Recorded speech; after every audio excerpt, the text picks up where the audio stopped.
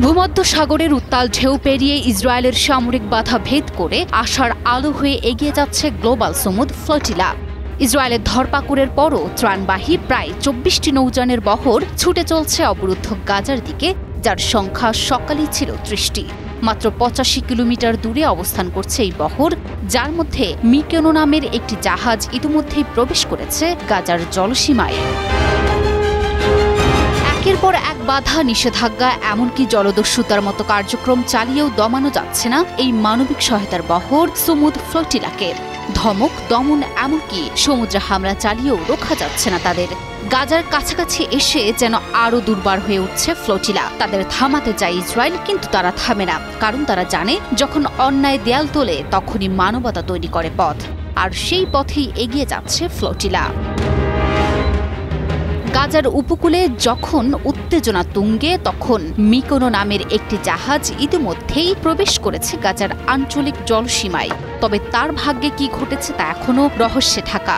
Global Sumud ফ্লোটিলার life tracker অনুযায়ী এই মানবিক মিশনের অংশ হিসেবে ২৪টি জাহাজ এখনও সক্রিয় রয়েছে, যাদের অনেকেই গাজার দোরগোড়ায় পৌঁছে গেছে। আমি বুঝি নির্মাণের শিল্প, সালাম স্টিল বোঝে ডিউরেবিলিটি। সালাম স্টিল, মোস্ট ডিউরেবল স্টিল। এর মধ্যে ইসরায়েলি কমান্ডোরা শুরু করেছে ধরপাকড়, ঘেরাও ও প্রতিরোধ অভিযান। যুদ্ধ বিধ্বস্ত গাজার দিকে রওনা হওয়া ৪৪টি নৌকা, তাতে যেন ত্রাণ নয়, ভেসে যাচ্ছিল বিশ্ব বিবেকের প্রতিচ্ছবি। কিন্তু সেই যাত্রায় হানা দেয় দখলদার বাহিনী।